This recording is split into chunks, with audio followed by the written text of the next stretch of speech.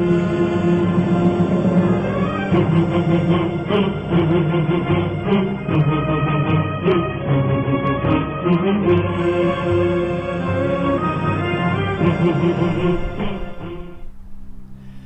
باللہ السمیع العلیم من الشیطان اللعین الرجیم بسم اللہ الرحمن الرحیم۔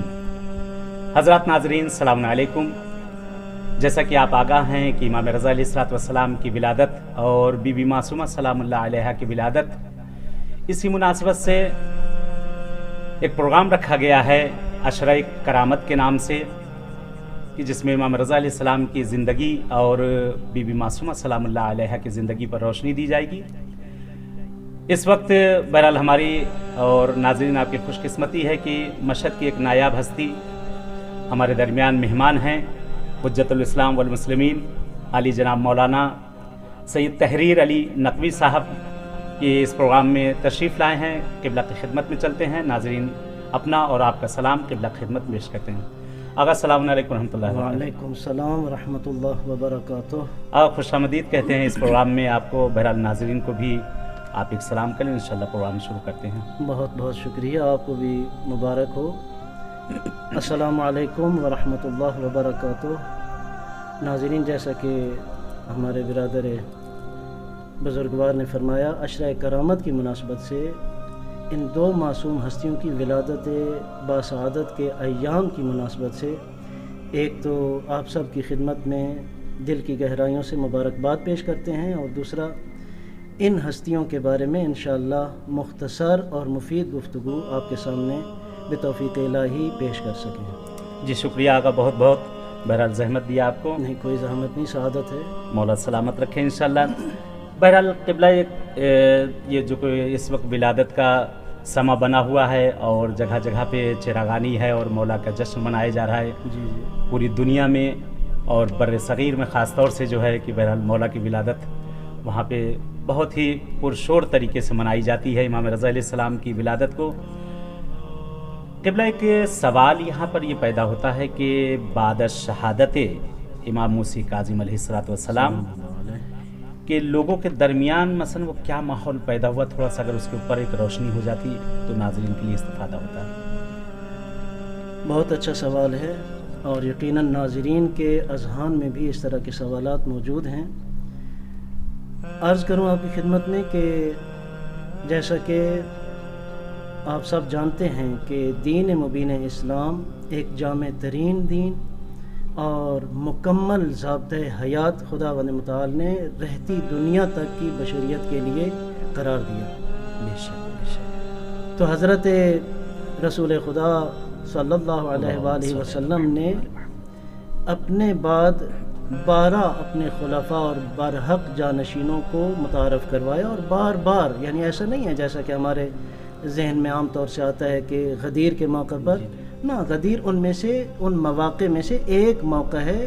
اس کے علاوہ بھی بارہا پیغمبر خدا یعنی جگہ جگہ پہ پیغمبر نے اپنی تمام اولادوں کو متعارف کرواتے رہے، اور تاکہ لوگ حیرت میں اور گمراہی میں نہ رہے۔ سبحان اللہ۔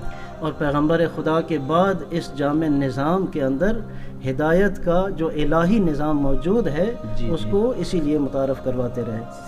تو اس سلسلے میں امام ہفتم علیہ الصلوۃ والسلام، ہمارے 7ویں امام حضرت امام موسیٰ کاظم علیہ الصلوۃ والسلام کی جب شہادت ہوتی ہے، چونکہ ہماری گفتگو مولا امام رضا علیہ السلام کے محور پر رہے گی، تو جب شہادت ہوتی ہے آپ کے والد بزرگوار کی، تو اس کے بعد یہاں پر تاریخ تشیع میں ایک بہت بڑا نقطۂ عطف آتا ہے۔ صحیح۔ اور وہ اس طرح سے کہ کچھ لوگ ہیں کہ جو متحیر ہو جاتے ہیں، حالانکہ ہونا نہیں چاہیے تھا، جو لوگ پہلے سے ذہن آمادہ ہو چکا تھا، ہاں، جو لوگ اس امامت کا ساتھ دے رہے ہیں شروع سے، تو ان کو حیرت میں نہیں جانا چاہیے تھا۔ لیکن حیرت میں جانے کی وجوہات یہ ہیں کہ دشمن کی طرف سے پروپیگنڈا کافی ہے، اور مولا امام ہفتم علیہ الصلوۃ والسلام اپنے قریب کے اصحاب کو سب کچھ بتا چکے ہیں۔ لیکن اس کے باوجود ہوتا ہے ہر زمانے میں کہ کچھ لوگ دلچسپی نہ لینے کی وجہ سے، یا بہرحال وجوہات ہیں جن کی بنا پر حقائق سے کما حقہ واقف اور روشناس نہیں رہتے۔ تو اسی طرح کا وہاں پر بھی ماحول رہا، اگرچہ معصومین علیہ السلام کی طرف سے اتمام حجت مکمل طور پر ہو چکا تھا۔ اب یہاں پر آپ دیکھیں مثلا یعنی خود مولا نے پہلے بھی صراحتاً یا کنایتاً کسی طرح سے باقاعدہ یعنی بتا دیا تھا اس سے پہلے کہ میرے بات کون آنا ہے کیا آنا ہے، یعنی صراحت سے بھی اگر میں کہوں کہ بالا تر اپنے بعد والے امام برحق کی معرفی اور تعارف کرا دیا تھا تو بجا ہے اور یہ بحق ہے۔ تو اب یہ ہوا کہ بہرحال کچھ لوگ ہوتے ہیں کہ جو تھوڑے بہت، جس طرح ابھی آپ اپنے زمانے میں دیکھ لیں کہ مختصر سے شکوک و شبہات ایجاد کرنے کی فضا جب پیدا ہوتی ہے تو لوگ کتنے منحرف ہو جاتے ہیں، جبکہ سب کچھ جانتے ہوتے ہیں، حقائق سب کے سامنے رہتے ہیں اس کے باوجود۔ تو وہاں پر بھی اب یہ میں ایک واقعہ کوٹ کرتا ہوں القطرہ نامی کتاب جلد 2 سے، جو مولا امام رضا علیہ الصلوۃ والسلام سے متعلق وہاں پر صفحات ہیں، وہیں سے نقل کر رہا ہوں کہ ابن ابی کثیر نامی ایک شخص ہے جو امام ہفتم کا بھی قائل ہے، اور اسی طرح سلسلہ امامت جو پہلے پیغمبر خدا صلی اللہ علیہ وآلہ وسلم کے بعد رہا ہے سب قبول کرتا ہے۔ اب یہاں پر آ کر تھوڑا سا تشویش کا شکار ڈگمگا جاتا ہے۔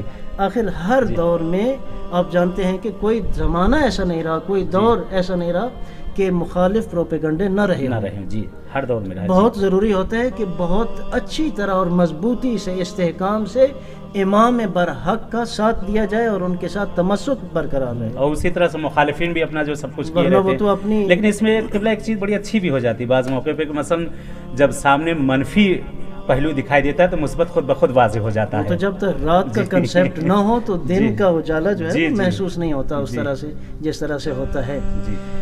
تو اب یہاں پر ابن ابی کثیر جو ہے یہ خود نقل کرتا ہے، کہتا ہے کہ میں اسی بارے میں کہ اب امام ہفتم علیہ السلام کے بعد امامت کا سلسلہ کہاں جائے گا، اور یہ جو لوگ کہہ رہے ہیں کہ مولا علی ابن موسیٰ امام ہیں سلام اللہ علیہ وآلہ اجمعین، تو کیا یہ برحق امام ہیں، واقعاً امام ہیں، یعنی وہ یقین کی منزل تک ابھی فائز مثلا نہیں ہے، شک و شبہ کی فضا میں ہے، تردید میں ہے۔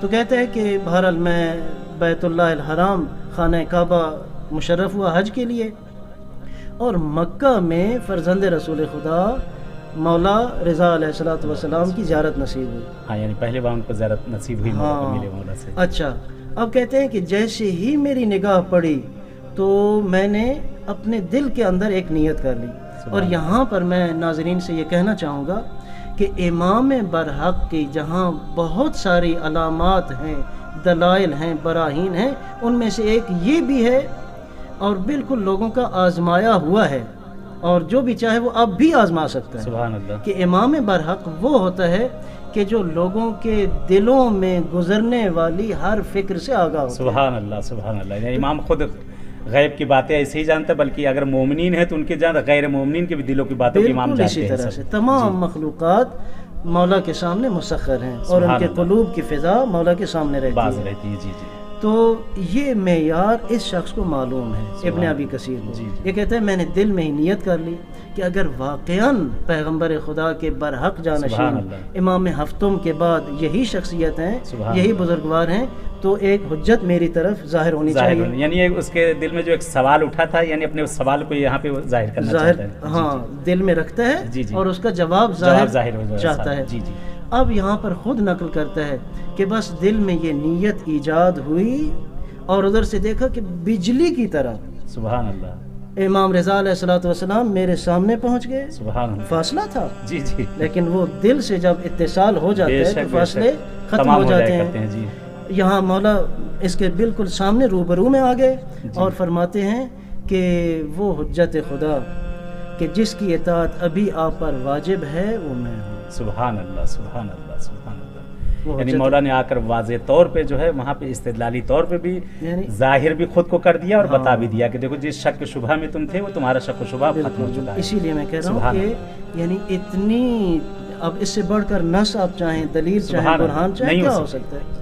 تو کہتے ہیں کہ میں وہیں پر نادم ہو گیا، شرمندہ ہو گیا، اور میں نے کہا کہ مولا میں خداوند متعال سے اور آپ کی بارگاہ سے معذرت خواہ ہوں، سبحان اللہ، معافی کا طلبگار ہوں۔ تو مولا مسکرائے اور فرماتے ہیں مغفور لک، کہ آپ کو خداوند متعال نے معاف فرما دیا ہے۔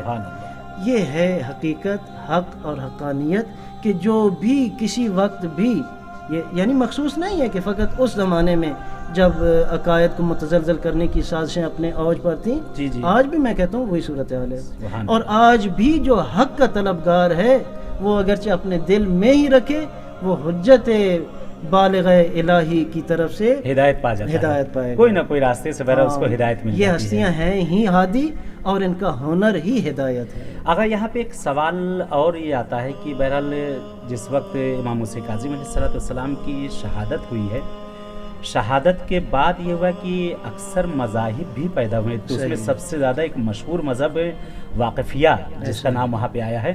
اگر ہو سکے تھوڑا سا اس کے اوپر اگر روشنی ہو جائے تو ناظرین مثلا اس چیز کو بھی سمجھ جائے کہ واقفیہ ہے کیا، آخر کیا تھا یہ. بہت اچھا. تو یہی فضا جو میں نے عرض کیا کہ مولا امام ہفتم امام موسیٰ کاظم علیہ السلام کی شہادت کے بعد خصوصاً دشمن کی سازشیں اپنے عروج پر پہنچی. اور بہرحال ان کی تو یہی خواہش ہوتی ہے، کاوش ہوتی ہے کہ کسی طرح سے لوگوں کو حق سے منحرف کیا جائے. منحرف کرنا. تو یہاں پر بھی ایسا ہی ہوا.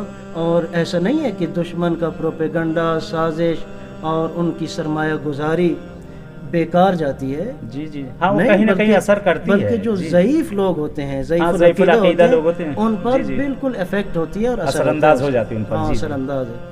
تو یہاں پر بھی ایسے ہوا کہ ایک گروہ پیدا ہوا جس کی طرف آپ نے اشارہ کیا کہ واقفیہ کہلایا. یعنی متوقف ہو گئے یہ لوگ. وہاں پہ یعنی رک ہی گئے تھے بالکل. جو پیغمبر خدا صلی اللہ علیہ وآلہ وسلم نے چلا رہا تھا فرمایا تھا کہ میرے بعد 12 برحق خلفاء ہیں، جانشین ہیں، اور ان سب کی صفات اور نام تک بتائے. سبحان اللہ. اور حتیٰ کہ خطبہ غدیر میں سب کے مولا امام مہدی آخر الزمان علیہ السلام. اچھا یہاں پہ آگا ایک آپ کی بات روکتے ایک سوال پیش آ گیا، یعنی اصل جو غدیر کے جو یہاں پہ مخالفت ہوئی ہے، روکا جا رہا ہے، اس کا مطلب کہ وجہ یہی ہوئی ہے کہ جناب رسول خدا نے مولا علی کو تو پہچانوایا تھا، لیکن آپ کے بعد آخر تک سب کے نام وہاں بتا دیے. میں یہی عرض کرنا چاہوں گا اور بہت افسوس سے یہ بات ایسے مواقع پر عرض کرنا پڑتی ہے کہ ہمارے شیعوں کو بر صغیر میں انڈیا ہو یا پاکستان ہو یہی سمجھایا گیا ہے، یہی بتایا گیا ہے، اور اوج فضائل کائنات میں جو ہیں وہ ان کے ذہن میں یہی ڈالے گئے ہیں، فیڈ یہی کیا گیا ہے کہ من کنت مولا فاز علی مولا. جی جی یہ تو برحق ہے، سب کچھ کوئی انکار نہیں کر سکتا. لیکن کیا مولا علی علیہ السلام کی شخصیت تک ہی پیغمبر خدا نے تعارف کروایا اور اس کے بعد ساکت رہے؟ ایسا نہیں تھا. یعنی بالکل جس طرح ہے نا کہ اگر اے رسول خدا آپ نے اگر وہ ہماری امانت لوگوں تک نہ پہنچائی، تبلیغ نہ کی، فما بلغت رسالتہ، آپ نے کچھ کام ہی انجام نہیں دیا. تو وہ فقط مولا امیر علیہ السلام روح فدا کی حد تک نہیں تھا. یعنی آپ کی اولاد آخر تک اولاد. اور باقاعدہ وہاں پر آپ خطبہ غدیر دیکھیں.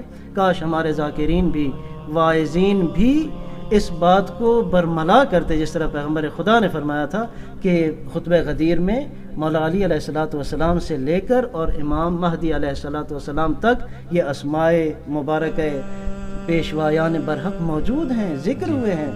کاش. اور پھر مزے کی بات یہاں پر میں عرض کرنا چاہوں گا خصوصیت کے ساتھ کہ امام مہدی آخر الزمان علیہ السلام کے بارے میں اسی خطبہ الغدیر میں کہ جس کا فقط ہمیں منکن تو یاد ہے اور کچھ بھی نہیں ہے، تو اس میں امام مہدی آخر الزمان جو ہمارے زمانے کے برحق پیشوا ہیں، حجت خدا ہیں، آج کے زمانے کے علی وہی ہیں، حسن وہی ہیں، حسین وہی ہیں، تو وہ سلام اللہ علیہ وآلہ اجمعین مولا کے بارے میں، ہمارے زمانے کے امام علیہ السلام کے بارے میں کیا کچھ بیان فرمایا ہے. واقعاً یہ امانت خطبہ غدیر جس طرح سے چاہیے تھا اور جس طرح سے پیغمبر خدا نے تاکید فرمائی تھی کہ حاضر غائب تک پہنچائے اور والدین اولاد تک پہنچائیں، اس طرح سے نہیں پہنچائے. ورنہ آج ہم امام زمان علیہ السلام کے بارے میں جب دیکھتے کہ پیغمبر خدا اس وقت کیا فرما گئے ہیں تو یقیناً ہم اپنے زمانے کے امام علیہ السلام کی محبت میں زیادہ سے زیادہ آگے ہوتے ہیں. سبحان اللہ. قبلہ بہرحال اسی جگہ پہ ہم لوگ تھوڑا سا توقف کرتے ہیں اور ایک شاعر اہل بیت بھی ہمارے درمیان موجود ہیں، جناب افتخار وزیری صاحب. ماشاءاللہ استفادہ کریں گے. بہرحال ان سے ہم لوگ استفادہ کرتے ہیں. پھر انشاءاللہ ناظرین اجازت چاہتے ہیں آپ سے، جب تک بہرحال اپنے شاعر اہل بیت کو سنتے ہیں مولا کی مدح میں، اور پھر دوبارہ پلٹ کے آتے ہیں آپ کی خدمت میں. تب تک کے لیے اجازت چاہتے ہیں. اللہم صلی علی محمد و آل محمد. گردش دوران میں گر کر جب میں نے کہا معصومۂ قم،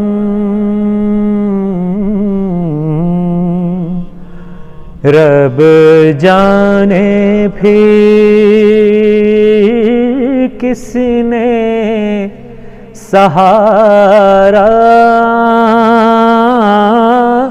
مجھ کو دیا معصومۂ قم، گردش دوران بھائی بہن کی الفت میں بس زینب اور شبیر کے بعد، بھائی بہن کی الفت میں بس زینب اور شبیر کے بعد، سب سے جدا دو بھائی بہن ہے، مولا رضا معصومۂ قم، سب سے جدا دو بھائی بہن ہے، مولا رضا معصومۂ قم، وادی قم کی گلیوں سے جو علم کے سورج ابھرے ہیں، آپ کے در سے ہی تو ملی ہے ان کو ضیا معصومۂ قم، آپ کے در سے ہی تو ملی ہے ان کو ضیا معصومۂ قم، ہاتھ اٹھاتا ہوں میں دعا کو جب بھی لے کر نام رضا، سن لیتی ہیں قبل دعا ہی میری دعا معصومۂ قم،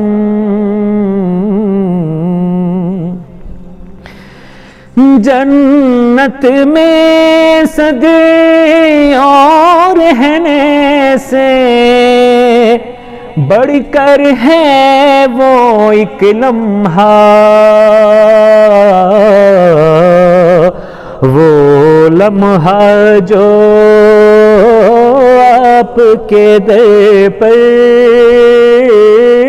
بیت گیا معصومۂ قم، وہ لمحہ جو آپ کے در پر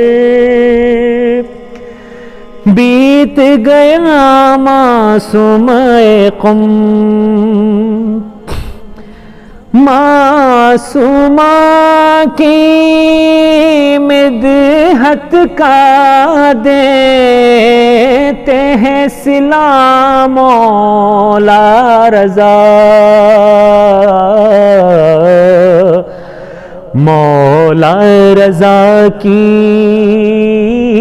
مدحت کا دیتی ہے صلہ معصومۂ قم، گردش دوران میں گر کر جب میں نے کہا معصومۂ قم صلوات اللهم صل على محمد وآل محمد.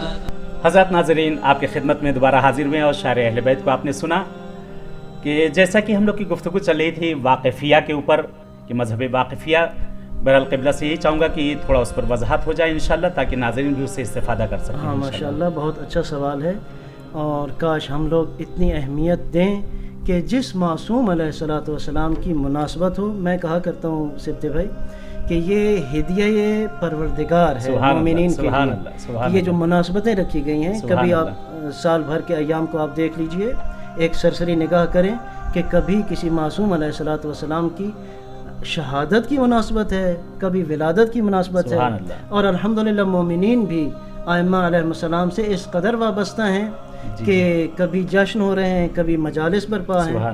تو یہ ایک سلسلہ ہدایت ہے، اور یہ ہماری شناخت بھی یہی شناخت بھی یعنی جامع کے اندر ہماری شناخت بھی یہی. اور دوسرے مذاہب میں سب سے اچھی چیز ہے کہ وہ مثلا جب دیکھتے ہیں یہ چیزیں تو کہتے ہیں آج کیا ہے آپ کے ہاں. ہاں بالکل ایسا ہی ہے، اور یہی چیز باعث بنتی ہے کہ یہ پیغام ہدایت اور معارف اہل بیت علیہ السلام زیادہ سے زیادہ نشر ہوں. یہ جو آپ نے بہت بہترین سوال اٹھایا ہے واقفیہ کے بارے میں، تو ایسا ہی ہوا، دشمن کا پروپیگنڈا کارساز ثابت ہوا. اور مولا امام ہفتم علیہ الصلوۃ والسلام کی شہادت کے بعد ایک گروہ متوقف ہو گئے، اسٹاپ ہو گئے، اور انہوں نے یہ کیا کہ یہ لوگ واقفیہ کہلائے اور برحق امام ہفتم کے بعد امام ہشتم جو کہ غدیر میں بھی بیان کیے جا چکے تھے، اور اس کے علاوہ بھی بار بار مختلف جگہوں پر رسول خدا صلی اللہ علیہ وآلہ وسلم یہ امانت الہی متعارف کروا چکے تھے.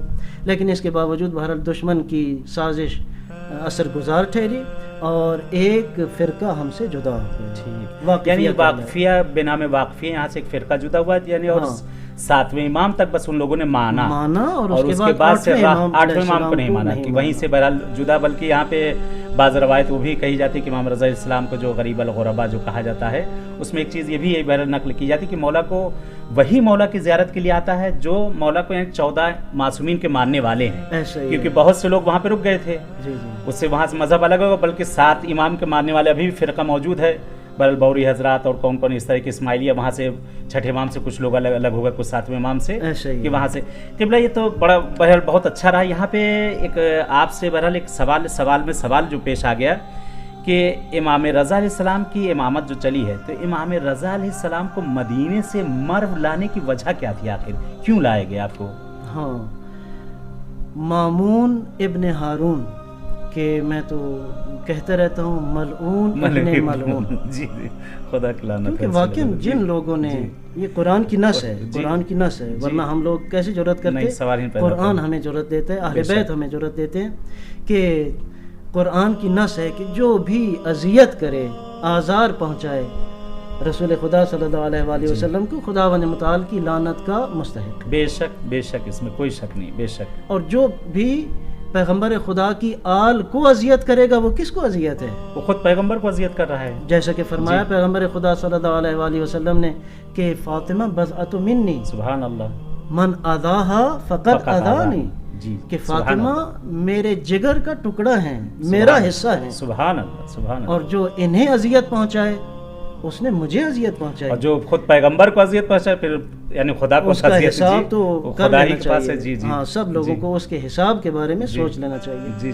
اور یہاں پر اسی طرح سے ہے کہ اس ملعون نے، مامون نے، چونکہ یہ خلفائے بنو عباس میں بہت زیرک اور بہت مکار شخص تھا.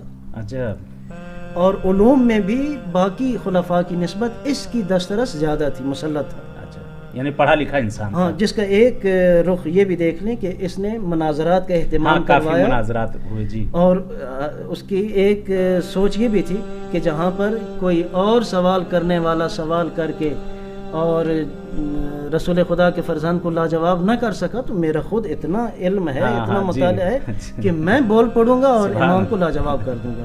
لیکن وہاں پہ ہر جگہ ذلیل ہوا. ہاں وہ تو ایسا ہی ہونا تھا کہ جسے خداوند متعال عزت عطا فرماتا ہے تو اس کی عزت الہی عزت ہے اور اس کا مقابلہ کوئی بھی نہیں کر سکتا، اور وہ ذلت و تباہی اور رسوائی کا شکار رہتا ہے اور رہے گا. بے شک. تو یہاں پر اسی طرح سے ہوا کہ اس ملعون نے ایک سوچی سمجھی سازش کے تحت بہت اس نے کام کیا تھا. سبحان اللہ. جس طرح کہتے ہیں نا کہ اطاق فکر.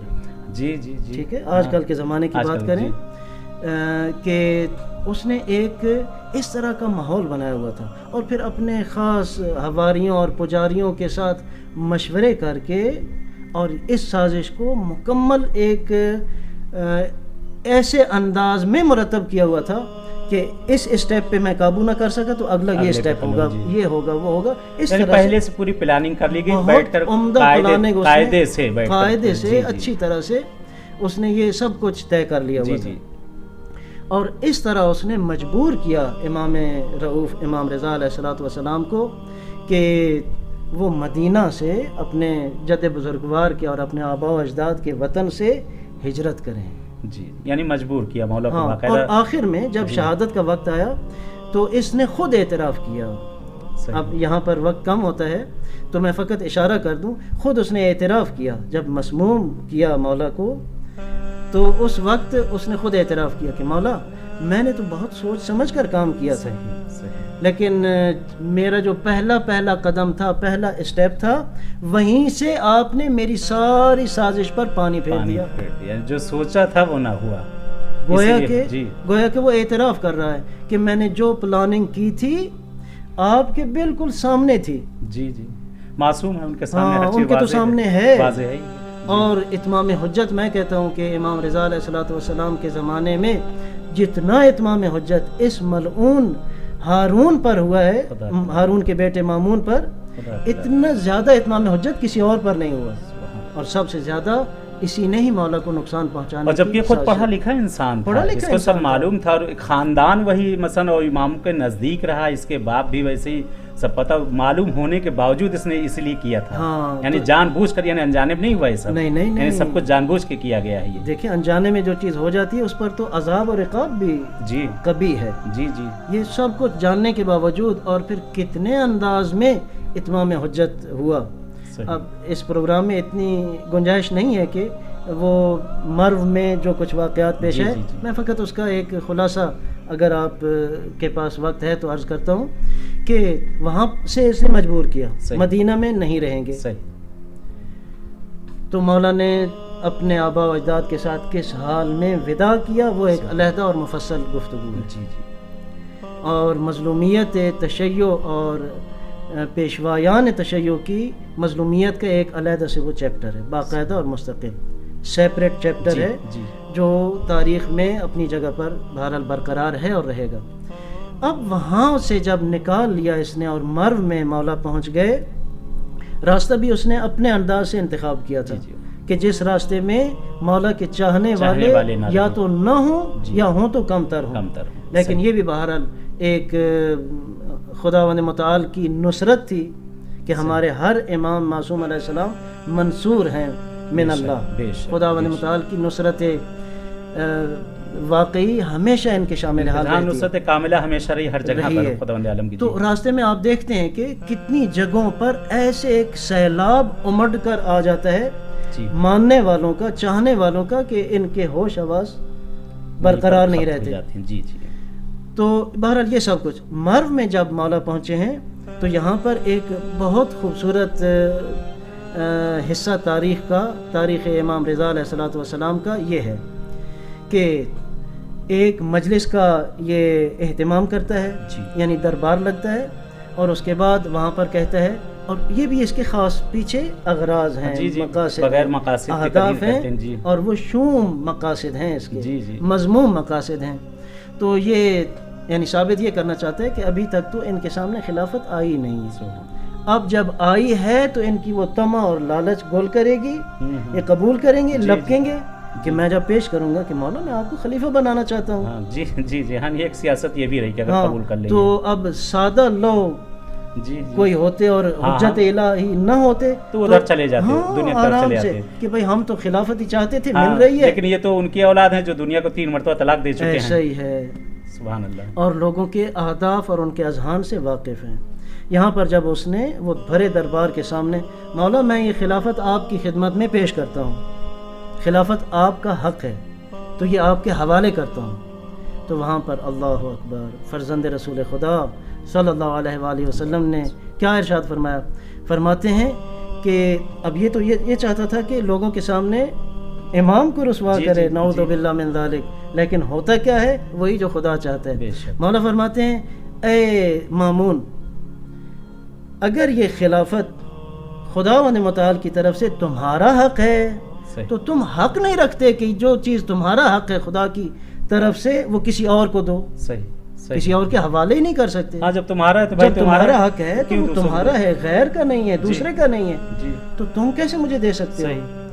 اور اگر خلافت میرے سپرد کرتے ہوئے تم اس بات کے قائل ہو کہ یہ خلافت تمہارا نہیں بلکہ ہمارا حق ہے، اہل بیت کا حق ہے، صحیح، تو پھر ہمارا حق ہے تو تم کون ہوتے ہو جو ہمیں دو؟ جو خدا ہمیں یعنی دے چکا تم ہے. ایک کیا بیچ میں ایک کٹ پتلی اور واسطہ اپنے آپ کو بنانے کی کوشش کر رہے ہو؟ جب خدا کی طرف سے ہمارا حق ہے خلافت اور اسے قبول کر رہے ہو تو پھر یہ خدا کی طرف سے ہمارا حق ہے. تم بیچ میں کون ہوتے ہو کہ یہ خلافت تمہارے ہاتھوں سے ہوتی ہوئی ہم تک پہنچے؟ سبحان اللہ، سبحان اللہ. اور یہ مرحلہ تھا کہ جہاں پر اس نے جتنی بھی وہ کوشش کی تھی سب ناکام، سب پر پانی پھر جاتا ہے، ناکام ہو جاتا ہے. اور ہمیشہ کی طرح یہاں پر بھی وہ رسوائی اور تباہی کا لوگوں کے اذہان میں وہ اس طرح سے شکار ہو جاتا ہے. الحمدللہ قبلہ بہت بہت شکریہ، بہرحال زحمت دیا آپ کو اور ناظرین نے بھی آپ سے استفادہ کیا. انشاءاللہ کسی اور موقع پہ آپ کو زحمت دیں گے دوبارہ اس پروگرام میں. بہرحال بہت بہت شکریہ آپ کا. سبتے بھائی میں آخر میں آپ کے اس لفظ سے فقط وہ لفظ سے لفظ نکلتا ہے، بات سے بات، جس طرح آپ فرماتے ہیں سوال سے سوال، تو زحمت کبھی نہیں کہیے گا. جی رحمت تھی جو ابھی منقطع ہو رہی ہے لیکن انشاءاللہ جاری رہے گی. ذکر اہل بیت علیہم السلام ایک توفیق الہی ہے اور ایک خصوصی سعادت اور ذکر ہدایت ہے، تو اس میں زحمت کا کوئی شائبہ اور گمان تک نہیں ہے. خداوند متعال ہمیں ائمہ طاہرین اور اہل بیت طاہرین سلام اللہ علیہم اجمعین کی سیرت کو، ان کے کردار کو سمجھنے کی اور اپنے دل میں جاگزین اور جانشین کرنے کی انشاءاللہ توفیق عطا فرمائے.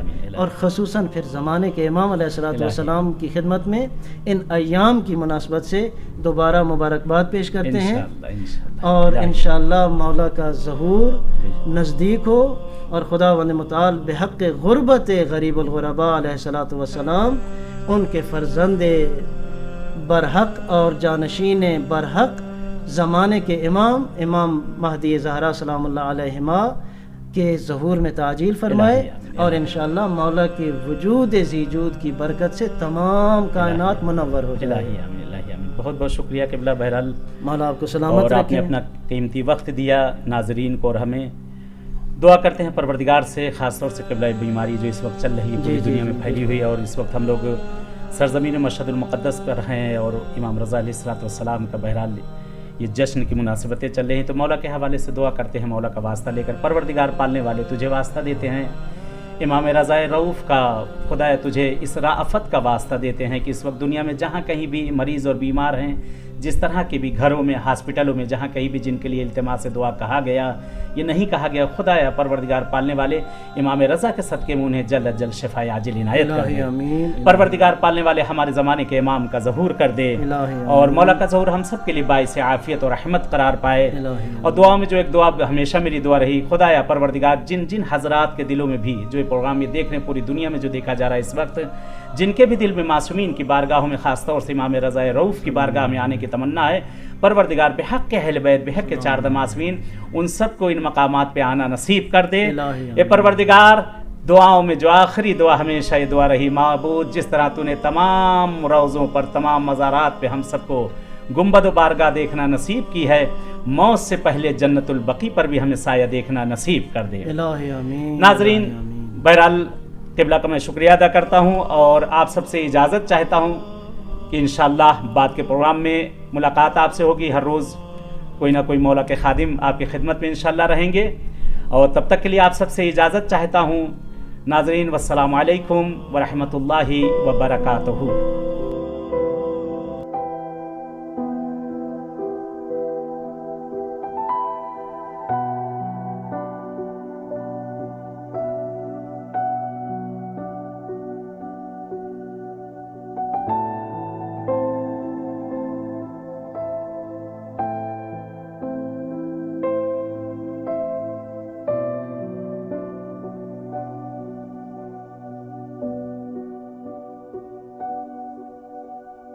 امام رضا قربون کبوترات، یه نگاهی هم بکن به زیر پات.